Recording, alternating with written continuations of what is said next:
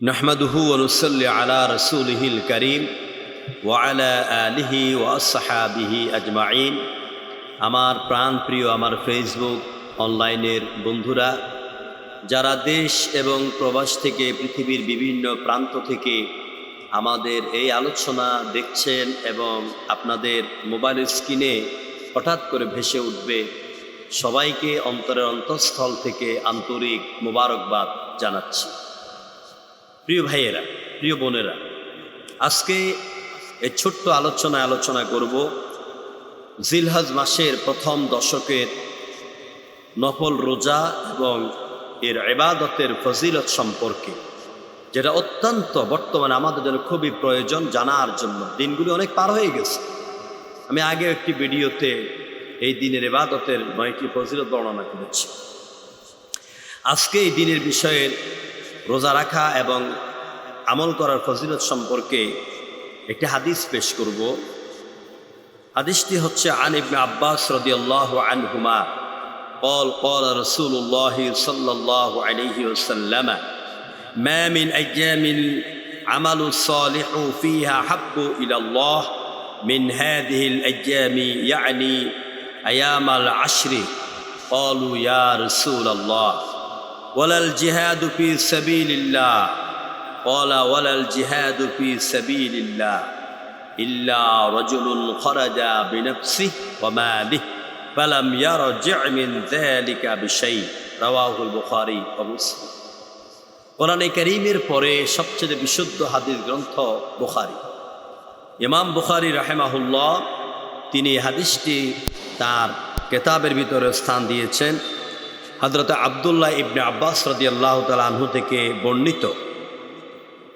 তিনি বলেন, নবী করিম সাল্লাল্লাহু আলাইহি সাল্লাম বলেছেন যে এমন কোনো দিন নেই যে দিনে কৃত নেক আমল এইসব দিন এবং জিলহজ্জার প্রথম 10 দিনের নেক আমলের মতো আল্লাহর কাছে সর্বাধিক প্রিয়।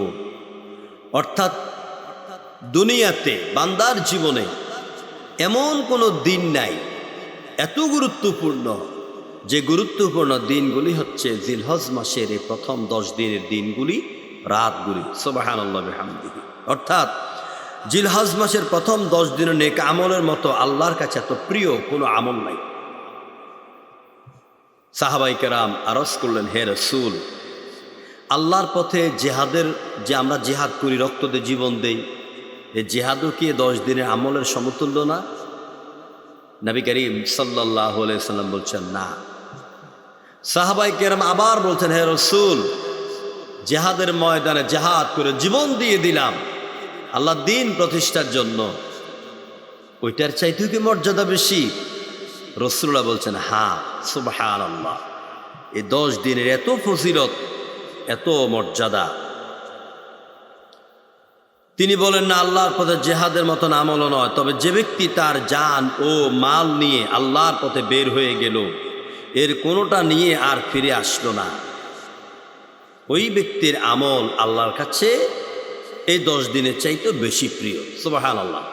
জান নিয়া, মাল নিয়া, সব কিছু নিয়ে জেহাদের ময়দানে চলে গেল, আর ফিরে এলো না।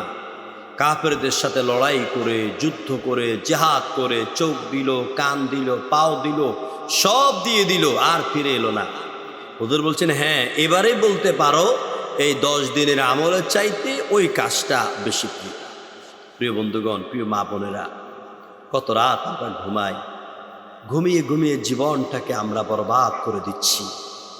এই পৃথিবীতে আমরা কতদিন থাকব, আমরা কতকাল থাকব, এমন ঘুমান আমরা ঘুমাবো কবরের মধ্যে, আর কখন ফিরে আসবো না। তাই আসুন আমরা কষ্ট করে রাতগুলিতে, দিনগুলিতে আমরা আল্লাহর ইবাদত করার চেষ্টা করি, আল্লাহকে ডাকার চেষ্টা করি। জানি না আগামী বছরের জিলহজ মাস আমি পাবো কিনা, আগামী বছর আমি হজ করার মতন মনের ভিতরে আমার আবেগ জন্মাবে কিনা, আল্লাহ আমাকে আগামী বছর বাইতুল্লাহতে নেবেন কিনা আমি জানি না, আপনি জানেন না।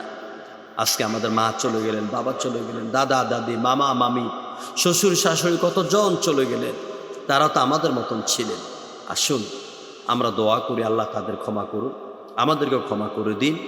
এই জিলহজ মাসের প্রথম দর্শকের নেক আমল ইবাদত আমাদের নসিব করুন, আমিন। ওয়া আখির দাওয়ানা আনিল হামদুলিল্লাহি রাব্বিল আলামিন। আসসালামু আলাইকুম ওয়া রাহমাতুল্লাহি ওয়া বারাকাতুহু।